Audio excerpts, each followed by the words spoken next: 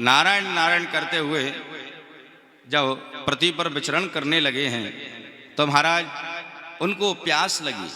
तो उन्होंने देखा एक खेत पर सुंदर एक बुजुर्ग हैं जिनकी उम्र होगी करीबन 70 वर्ष की। खेत पर बैठे हैं, मेहरा बना करके 4 लकड़ी गाड़ दी हैं, उसके ऊपर छान जैसी छा करके उस पर बैठे। तो जैसे ही नारद जी गुजरे तो बाबा से पानी की आग्रह किया, महाराज मुझे प्यास लगी है, क्या पानी मिलेगा? तो बूढ़े बाबा ने नारद जी को पानी पिला दिया।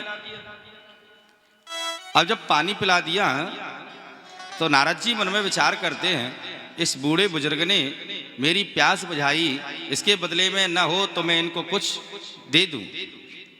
तो नारद जी बोले, बाबा रुपया पैसा तो बहुत मिल जाएगा, धन वस्त्र आभूषण तो बहुत मिल जाएंगे, लेकिन कदाचित तुम्हें कोई स्वर्ग ले जाने वाला नहीं मिलेगा। मैं तुमको स्वर्ग ले चलूंगा, क्या आप स्वर्ग चलोगे? तो बुजुर्ग बाबा कहते हैं, भला नारद जी, संसार में ऐसा कौन जीव होगा जो स्वर्ग नहीं जाना चाहेगा? मैं बैकुंठ अवश्य चलूंगा, लेकिन अभी ये ज्वार बाजरे का खेत है ना, ये पक गया है, ज्वार खड़ी है, बाजरा खड़ा है, पशु पक्षी आते हैं, इसकी मैं रक्षा कर रहा हूं। जब ये अनाज घर पहुंचा दूंगा फिर मैं चलूंगा। बड़ा सुंदर भाव। नारद जी ने कहा, तो ठीक है बाबा, मैं 6 महीने बाद आऊंगा, आपको लेकर के चलूंगा।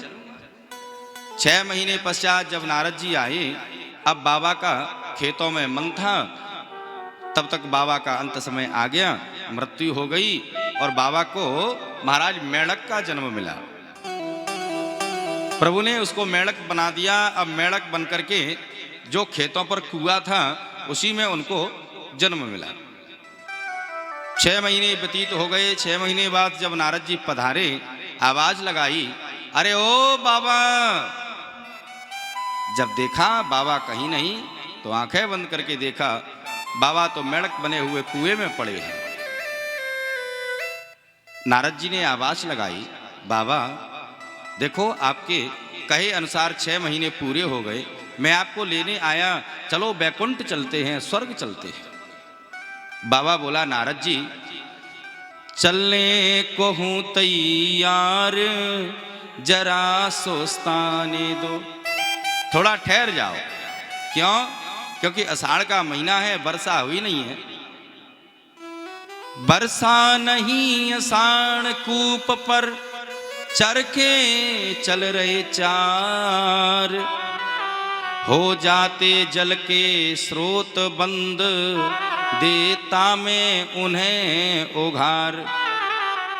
हे नारद जी, वर्षा हुई नहीं है, खेतों में पानी लग रहा है, कच्चे कुएं थे पहले के जमाने में, तो जल के जो स्रोत बंद हो जाते हैं, अपने पैरों से अपने हाथों से उन स्रोतों को उघार देता हूं, जल टूटने नहीं देता हूं। नारद जी तब तक एक काम करो, खेतों में पानी लग जाए फिर मैं चलूंगा। ठहरो 2 दिन 4 किसी के द्वार करो मेहमानी, और जल टूटन नहीं देओ देव खेतों में पूरा पानी। बस नारद जी एक लग जाने दो, एक लग जाने दो, चलने को हूं तैयार, जरा सोचताने दो। खेतों में एक पानी लग जाए फिर मैं चलने के लिए तैयार हूं, लेकिन तब तक ठहरो 1 दिन 2 4 किसी। देखिए कितना बड़ा लोभी। नारद जी तो उसको बैकुंठ ले जाने आए, तो कह रहा है कि ठहरो 1 दिन 2 4 किसी के द्वार करो मेहमानी। 2-4 दिन किसी के दरवाजे पर ठहरो। ये नहीं कहा महाराज मेरे घर चले जाओ, मेरी बहुएं बच्चे आपकी सेवा करेंगे फिर उसके बाद मैं चलूंगा। नहीं, ठहरो 1 दिन 2 4 किसी के द्वार करो मेहमानी, 2-4 दिन बाद आ जाना फिर मैं चलूंगा। तो नारद जी ने कह दिया, बाबा मैं 6 महीने बाद आऊंगा। 6 महीने का करार रख करके नारद जी चले जाते हैं। तब तक महाराज मेढ़क बने बाबा का भी अंत समय आ गया और अंतमति सुगति, बाबा को कुत्ते का जन्म मिल गया। और वो भी कहाँ, अपने ही दरवाजे पे। 6 महीने बाद जब नारद जी आए, कुएं में झांका, देखा, आवाज़ लगाई, बाबा तो है ही नहीं। लेकिन जैसे ही ध्यान रख करके देखा तो श्वान बने हुए और दरवाजे पर खड़े हैं, बहुएं डंडा मार रही हैं, बच्चे डंडा मार रहे हैं। नारद जी पहुँचे, जाकर के कहा, देखो बाबा, पुरुष से मेढक बन गए, मेढक से श्वान बन गए, कम से कम अब तो चलो वैकुंठ। तो मना कर दिया। नारद जी, भले ही मैं श्वान बन गया हूँ, लेकिन फिर भी अपने पुत्र पुत्रों का काम कर रहा हूँ। अच्छा बाबा क्या कर रहे हो? तब बाबा बतलाते हैं। आते नित्य नवीन द्वार पर भीख मांगने वाले, बड़ी बहू भर भर के अंजलि अन्न सभी को डाले। जो भिक्षुक आते हैं ना, तो मेरी बड़ी बहू सभी को अंजलि भर भर करके अन्न प्रदान करती है। बाबा, मैं उन भिक्षुकों को डांटता हूँ, घूंसता हूँ, यदि फिर भी भिक्षुक नहीं मानते, मुझे डंडा दिखाते हैं, तो अपने दांतों से काट लेता हूँ। डांट भूस कर देहूँ काहू को, काट दांत से लेत। बाबा सवे भिखारी जे हैं, चंद दिनों में चेत। स्वधाम रखाने दो, चलने को हूँ तैयार, जरा सोचताने दो। चलने को तैयार हूँ, बस थोड़ा 2-4 दिन ठहर जाओ। तो नारद जी फिर तीसरी बार कॉल करार करके चले गए। 6 महीने का लौट करके आए, बाबा श्वान बने, मृत्यु हो गई, सर्प की योनि प्राप्त हो गई। और सर्प बने, लेकिन कहाँ महाराज, अपने ही घर में चकिया के नीचे। नारद जी आए, नारद जी ने आवाज लगाई, देखा श्वान तो है नहीं, ध्यान रख करके देखा तो सर्प बने हैं। नारद जी ने आवाज लगाई, बाबा देखो, तुम पहले इंसान से मेढक बने, मेढक से श्वान बने, और श्वान से अब सर्प बन गए, कम से कम अब तो चलो। सर्प बने बाबा भी मना करते हैं। नारद जी, मैं अभी नहीं जाऊंगा। क्यों? क्योंकि मेरी बहुएं नादान हैं। देखो, ये चकिया पीसने जब आवे, आटो पीसवे ये आवे, तो महाराज पिसान जो आटो है चकिया ही में छोड़ जावे। और हमारे घर के जो चूहे हैं, मूसे हैं, ये ऐसे महाराज इसमें घूमे मानो जई घर के मालिक हैं। बहुएं छोड़ गई चकिया में, फैलो परो पिसान, और मुंह से बने फिरे जा घर के मालिक और मेहमान। कितनों को खा गया, न जाने कितने चूहों को तो मैं खा गया, कितनों को मैं खा गया, कुछ लेकर भागे प्रिय प्राण। और जब तक नहीं जाऊंगा, जब तक बहुए हैं नादान। स्वधाम रखाने दो, चलने कहूँ तैयार, जरा सोचताने दो। अभी मेरी बहुएं नादान हैं। कुछ माताएं कहती हैं, अरे भैया नई नई बहुएं हैं, उनको अकल नहीं है, अभी घर गृहस्थी नहीं जानती, और जो है घर का कार्यभार देखना है।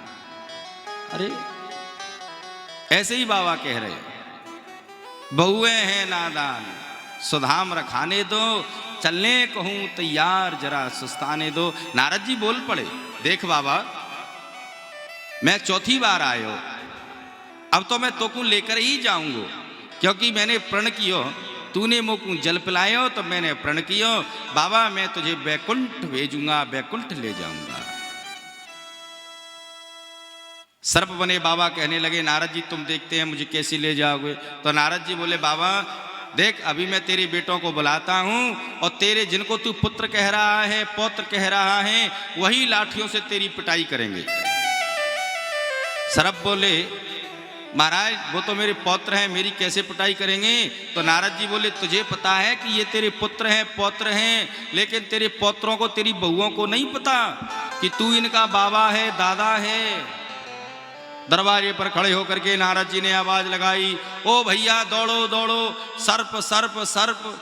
जो कहा सो अंदर से लाठी डंडे लेकर के उसके पौत्र पौत्र दौड़े। महाराज कहाँ है, कहाँ है? वो रहा चकिया के नीचे, चाकी के नीचे। ओहो, जब उन पुत्रों ने देखा कि चाकी के नीचे सर्प बैठा है, झट से उसको खींच लिया और खूब उसकी ठुकाई की, खूब पिटाई की। अंत में सर्प की मृत्यु हो गई।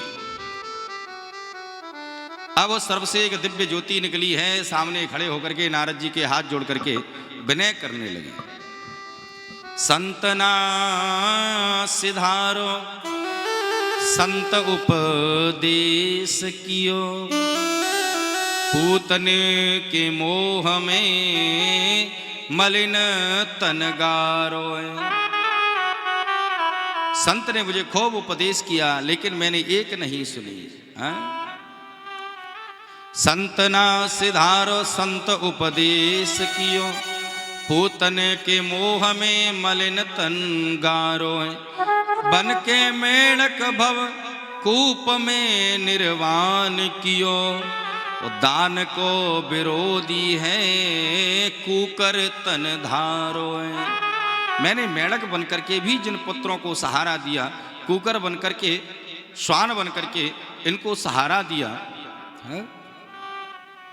कितनी बार जन्म भयो सर्प को शरीर धरो, और जिनको मैंने हित कियो उन्हें नहीं मोह कुमारो।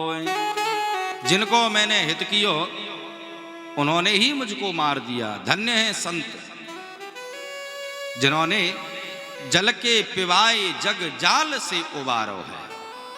धन्य है नारद जी, मैंने केवल इनको जल पिला दिया, जल के प्रभाव से बार बार मुझे लेने आए, लेकिन मेरा मन जो है इतना मलिन हो गया, इतना माया में विलीन हो गया कि पूतन की मुंह में मलिन तनगारो है, और जल के पिवाए जग जाल से उबारो है। केवल नारद जी को जल पिला दिया, उसी से वैकुंठ प्रदान कर दिया है नारद जी।